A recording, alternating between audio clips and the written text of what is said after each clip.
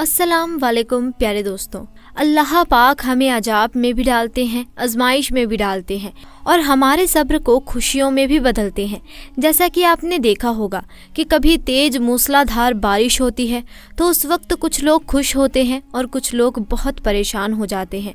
तो ये अल्लाह का अजाब और रहमत एक साथ बरसती है।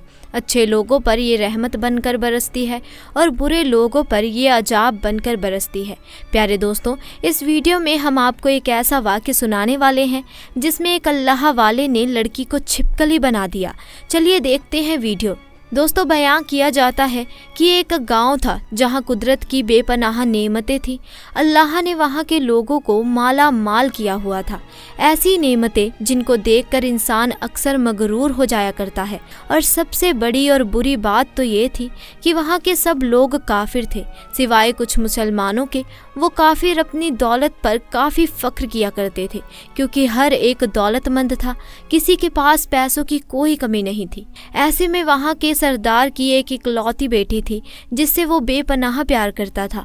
उसकी बेटी बहुत ज़्यादा घमंडी और जालिम थी। वहाँ पर जो गरीब लोग थे वो सिर्फ मुसलमान थे। तमाम काफिर एक दूसरे की मदद किया करते थे, लेकिन मुसलमानों को वहाँ पर देखने वाला कोई नहीं था। सरदार की बेटी को काले जादू में महारत हासिल थी और जादू की वजह से वो गरीबों पर जुल्म करती थी।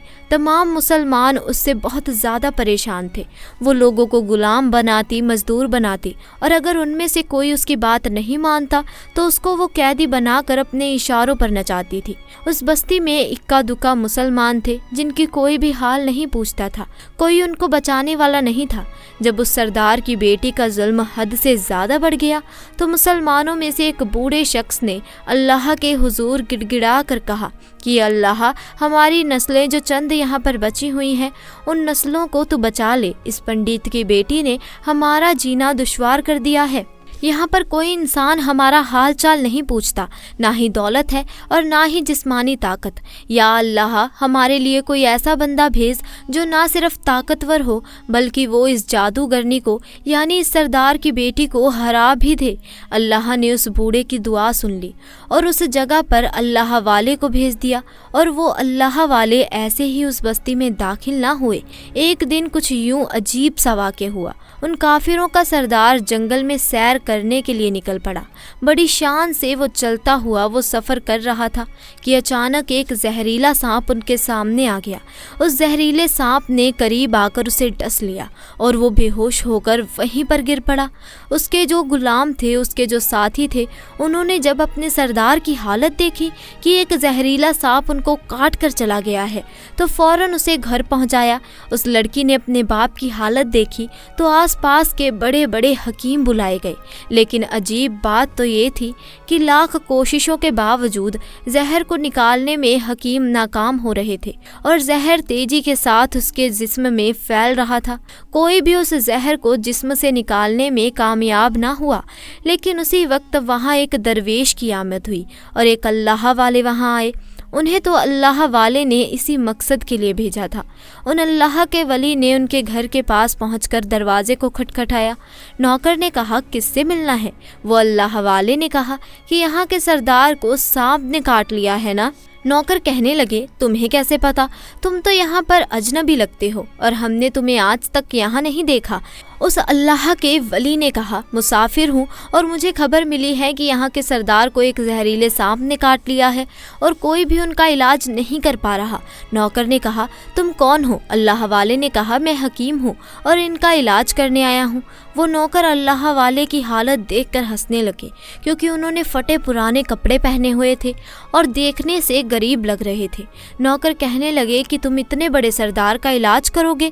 अरे यहाँ आसपास के बड़े बड़े हकीम बुलाए गए, पैसों की कोई कमी नहीं है यहाँ, वो भी उनका इलाज नहीं कर पाए तो हमारे सरदार को तुम जैसा गरीब और एक लाचार इंसान उनका इलाज करेगा। दरवेश ने कहा, देखो, अगर तुम चाहते हो कि तुम्हारे सरदार की जान बच जाए तो फिर मुझे आने दो। वो गुलाम कहने लगे, अच्छा ठीक है, हम अंदर से इजाज़त लेकर आते हैं। नौकर अंदर गए और सरदार की बेटी को कहा कि बाहर एक आदमी आया है और हुलिये से फ़कीर लग रहा है, लेकिन कहता है कि मैं सरदार का इलाज कर दूंगा और जो जहर तेज़ी से फैल रहा है उसको निकाल कर फेंक दूंगा। اس کی بیٹی نے کہا ٹھیک ہے، اس کو اندر بلا لاؤ۔ جب وہ اللہ والے اس گھر میں آئے تو دیکھا کہ سردار زہر کے درد سے تڑپ رہا ہے، اپنی ٹانگ کو بار بار بستر پر پٹک رہا ہے۔ ان اللہ والے نے اس کی پیر کی طرف دیکھا اور جہاں پر سانپ نے کاٹا تھا اس جگہ اللہ والے نے تھوک دیا اور فوراً وہاں سے بھاگ گئے۔ اس کے سارے سپاہی اور اس کی بیٹی حیران ہو گئے کہ یہ کون دیوانہ سا آدمی تھا جو کمرے میں اس طرح چلا آیا اور علاج کرنے کی بجائے اس جگہ پر اس نے تھوک دیا جہاں پر سانپ نے کاٹا تھا۔ اس کو کوئی بھی گرفتار نہ کر سکا۔ اس کی بیٹی غصے سے تلملا رہی تھی کہ اس نے تو گستاخی کی ہے۔ اس نے کہا چلو کوئی بات نہیں، اس تھوک کو صاف کرو، میں ابھی اسے گرفتار کرواتی ہوں۔ لیکن جیسے ہی حکیم تھوک کو صاف کرنے کے لیے رومال پکڑتا ہے تو وہ حیران ہوتے ہوئے رک گیا۔ اس نے انگلی سے تھوک کو سانپ کے کٹنے والی جگہ پر اچھی طرح سے مل دیا اور اس کی بیٹی کہنے لگی یہ آپ کیا کر رہے ہیں؟ اس فقیر بابا نے میرے باپ کی ٹانگ پر تھوک دیا اور آپ اس تھوکے ہوئے جگہ کو اس طرح سے مل رہے ہیں۔ حکیم نے اپنے ہاتھ کے اشارے سے سردار کی بیٹی کو روک دیا۔ جیسے ہی اس تھوک کو سردار کی ٹانگ پر کٹنے کی جگہ پر ملا گیا تو زہر کا اثر ختم ہو گیا۔ جو ٹانگ کاٹنے کے قابل تھی وہ ٹانگ پہلے کی حالت میں آ گئی۔ جو ٹانگ پوری نیلی ہو چکی تھی اب وہ اصل رنگ میں آ گئی تھی۔ اور جب وہ قبیلے کا سردار ہوش میں آیا تو حیران ہو گیا۔ جب اسے بتایا گیا کہ ایک فقیر بابا کی تھوک کی وجہ سے آپ ٹھیک ہوئے ہیں تو اس نے کہا ارے بھائی وہ تو ہمارے لیے مسیحا ہے، تم لوگوں نے اسے جانے کیوں دیا؟ جاؤ انہیں لے کر آؤ، انہوں نے تو ہم پر بہت بڑا احسان کیا ہے اور ہم اس کا احسان ضرور چکائیں گے۔ اس کی بیٹی جو خاموشی سے اپنے باپ کو دیکھ رہی تھی اس نے کچھ نہیں کہا۔ گاؤں کے سردار کے کہنے پر سب سپاہی ان اللہ والے کو ڈھونڈنے کے لیے نکلے۔ وہ لوگ چاروں طرف پھیل گئے لیکن کہیں بھی ان کو اللہ والے نہیں نظر آئے۔ پھر جب سپاہی جنگل میں داخل ہوئے تو وہاں ایک درخت کے نیچے ایک آدمی کو عبادت کرتے ہوئے دیکھا۔ وہ غور سے اس اللہ والے کو دیکھ رہے تھے کہ یہ کیا کر رہے ہیں، یہ کس طرح کی عبادت کر رہے ہیں، اور ہم لوگ تو اپنے بتوں کے آگے ہاتھ جوڑتے ہیں اور یہ نہ جانے کس طرح کا سجدہ کر رہے ہیں۔ خیر عبادت کے بعد فوراً اللہ والے کو پکڑ لیا گیا اور گاؤں کے سردار کے سامنے پیش کیا گیا۔ وہ کہنے لگا آپ کون ہیں اور کہاں سے آئے ہیں؟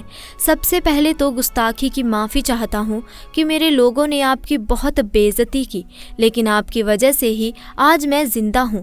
ہم گنہگاروں کی آنکھ آپ کو پہچان نہ سکی، اسی لیے میں معافی چاہتا ہوں اور آپ سے درخواست کرتا ہوں کہ آپ میری طرف سے یہ قیمتی لباس یعنی کہ کپڑے اور یہ گھوڑا قبول کیجیے۔ اللہ والے نے مسکرا کر اس کی طرف دیکھا اور بولے اچھا یہ گھوڑا اور لباس بہت قیمتی معلوم پڑ رہا ہے۔ دیکھیے میں اس لباس کو پہن کر گھوڑے کے لیے گھاس کاٹوں گا تو اچھا نہیں لگوں گا۔ گاؤں کے سردار نے کہا آپ فکر نہ کریں، آپ کے گھوڑے کے ساتھ نوکر بھی دیے جائیں گے۔ اللہ والے نے کہا اتنے مال و دولت اور نوکر کے ساتھ میں اکیلا رہوں گا؟ گاؤں کا سردار بولا حضور آپ کی بات سن کر میں سوچ میں گم ہو گیا ہوں، لیکن بہرحال یہ میری بیٹی آپ کے سامنے ہے۔ بیٹی جو کہ حیرت سے اپنے باپ کو دیکھ رہی تھی کہ میرا باپ کیا کہنے والا ہے، اس نے کہا میری بیٹی جسے آپ نے دیکھ لیا ہے اس کی شادی آپ سے کر دی جائے گی، مگر ایک شرط ہے کہ آپ کو اپنے مذہب کو چھوڑنا ہوگا۔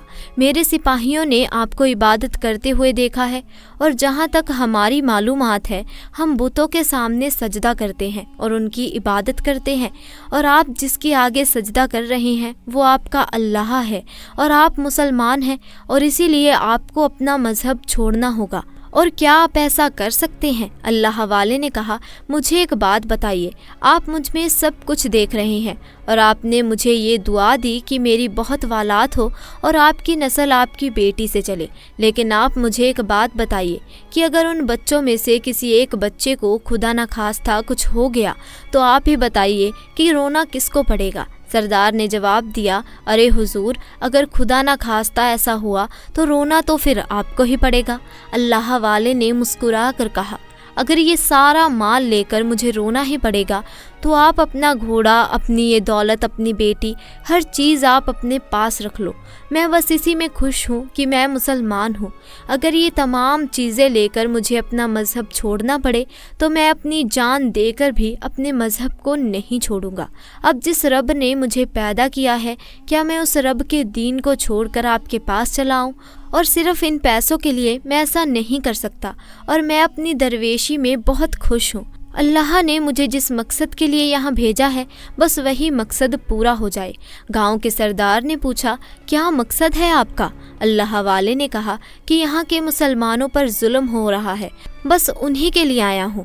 اللہ کی مدد سے یہ کہہ کر وہ اللہ والے جانے لگے تو سردار نے درویش کو رک جانے کو کہا اور کہنے لگے، میں نے مال دے کر تمہیں آزمایا، تم کو ہر طرح سے جانچ کر لیا، پر تم اپنے مذہب کو چھوڑنے پر راضی نہ ہوئے۔ اگر تم یہی سب کرنے آئے تھے تو تمہیں کسی بات کا ڈر نہیں ہے کیا تم نہیں جانتے ہو کہ ہم کتنے طاقتور ہیں، اور ہماری بیٹی اپنے عمل میں اتنی ماہر ہے کہ تمہیں یہیں کھڑے کھڑے جنگلی جانور بنا سکتی ہے۔ اللہ والے نے کہا، اس نے جانور تو کمزور لوگوں کو بنایا ہوگا، ذرا یہ مجھے بنا کر دکھائے۔ اس سے پہلے کہ وہ گاؤں کا سردار اپنی بیٹی سے کہتا کہ اس پر وار کرو، اسی وقت اللہ والے نے اس جادوگرنی پر ایک پھونک ماری اور وہ اسی وقت ایک بڑی سی چھپکلی بن گئی، اور وہ کچھ بھی نہیں کر پا رہی تھی۔ وہ اتنی بڑی چھپکلی تھی کہ وہاں پر جتنے بھی انسان تھے ان سب میں اس کا قد سب سے اونچا تھا۔ وہ چھپکلی اللہ والے کے پاس آنے لگی اور ان پر اپنا زہر اگلنا چاہتی تھی، تو اسی وقت انہوں نے اس کے منہ پر تھوک دیا، اور تھوکنے کی دیر ہی تھی کہ وہ جلنے لگی۔ وہ تھوک کیا تھا؟ وہ تیجاب تھا۔ اس کا آدھا چہرہ پگھل رہا تھا، اس کا چہرہ جل کر کالا ہو گیا تھا، اور وہ مرنے والی تھی کہ سردار دوڑتا ہوا اس کے پاس آیا اور ان کے قدموں میں گر گیا اور ان سے معافی مانگی اور کہنے لگا، حضرت، اس گستاخی کے لیے آپ مجھے معاف کر دو۔ میں سچ میں آپ کو بہت ہی کمزور سمجھتا تھا اور آپ کے مذہب سے آپ کو ہٹانا چاہا۔ اگر میری بیٹی ٹھیک ہو جائے گی تو میں سچ کہتا ہوں کہ میں یہاں جتنے بھی لوگ موجود ہیں یہ پوری بستی مسلمان ہو جائے گی۔ اللہ والے نے کہا کہ ہم تمہیں اپنے دین میں شامل کرنے کے لیے نہیں کہہ رہے ہیں، بلکہ تم لوگ جو ہمارے مسلمان بھائیوں پر ظلم کرتے ہو اس ظلم کو ختم کرنے کے لیے آئے ہیں، کیونکہ ہمارے دین میں جبر نہیں، ظلم نہیں۔ اگر تمہاری بیٹی انسان بن کر سدھر جاتی ہے تو اس کو اس کے اصلی حالت میں لانے کے لیے میں خود اللہ سے دعا کروں گا۔ وہ سردار کہنے لگا، ہاں، میری بیٹی اپنی اصلی حالت میں آئے گی تو کسی پر کوئی ظلم نہیں کرے گی، بلکہ میں دل سے معافی چاہتا ہوں کہ میری بیٹی نے جو کچھ بھی کیا اب آئندہ یہ کوئی بھی کالا جادو، کوئی بھی عمل نہیں کرے گی، اور کسی مسلمان پر یہ کوئی بھی ظلم نہیں کرے گی۔ بس آپ اس کو دوبارہ سے انسان بنا دیجئے۔ اللہ والے نے اس چھپکلی پر دوبارہ سے پھونک ماری تو وہ انسان بن گئی اور اللہ والے کے قدموں سے لپٹ گئی اور کہنے لگی کہ مجھے معاف کر دیجئے، میں نے اپنے آپ کو بہت ہی طاقتور سمجھا تھا۔ اس لڑکی کا آدھا چہرہ کالا ہو چکا تھا۔ وہ کہنے لگی، آج میں اپنے باپ کے ساتھ آپ کے دستے مبارک پر مسلمان ہونا چاہتی ہوں، اور یہ وعدہ کرتی ہوں کہ آج سے اس بستی میں کوئی بھی کافر مسلمان نہیں ہوگا، بلکہ سب مل جل کر آپس میں بھائی چارے کے ساتھ رہیں گے اور سب مسلمان ہو جائیں گے۔ اور یوں ایک اللہ والے کے ہاتھ پر سردار اور اس کی بیٹی نے اسلام قبول کیا، اور پھر سردار نے اللہ والے سے اپنی بیٹی کی شادی کر دی، اور اس بستی میں امن و ایمان قائم ہو گیا۔ اللہ نے ہمیں جھوٹ بولنے کی، دھوکہ دڑی کرنے، لوٹ پاٹ مچانے، قتل کرنے سے منع کیا، اور ہمارے لیے یہ حرام قرار کر دیا گیا ہے۔ تو اگر ہم ان کاموں کو کرتے ہیں تو ایسے میں اللہ ہمیں عذاب دیتے ہیں۔ اللہ اپنے سبھی بندوں کو ایک برابر محبت کرتے ہیں، لیکن اللہ نے کچھ نیم قاعدے بنائے ہیں جو ہم مسلمانوں پر لاگو ہوتے ہیں کہ ہمیں کن کاموں کو کرنا ہے اور کن کاموں کو نہیں کرنا ہے۔ آپ نے دیکھا ہوگا کہ جب کسی شہر میں بے حیائی، بے غیرتی، اللہ کی نافرمانی ہوتی ہے تو اللہ اس وقت اتنے زیادہ ناراض ہو جاتے ہیں کہ پورے شہر کو ہی اجاڑ دیتے ہیں۔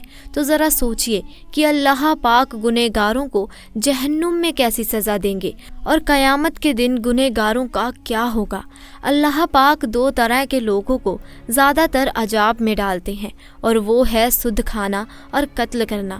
اللہ کو یہ بالکل پسند نہیں کہ ان کی بنائی ہوئی چیزوں پر کوئی اپنا حق سمجھے اور ان کے ساتھ زیارتی کرے، بلکہ اللہ پاک نے فرمایا ہے کہ اللہ پاک نے جتنی بھی نعمتیں بخشی ہیں ان کے لیے ہمیشہ شکریہ ادا کرتے رہو، کیونکہ یہ نعمتیں بہت کسی کو نصیب تک نہیں ہوتی۔ تو دوستوں آج کے لیے بس اتنا ہی. آپ کا ہمارے آج کے اس واقعے کے بارے میں کیا کہنا ہے کمنٹ سیکشن میں ضرور بتائیں. ساتھ ہی دوستوں ویڈیو پسند آئی ہو تو اسے لائک کریں، شیئر کریں اور چینل کو سبسکرائب کریں. انشاءاللہ جلد ملاقات ہوگی ایسے ہی نئے اور دلچسپ واقعے کے ساتھ. تب تک کے لیے خدا حافظ.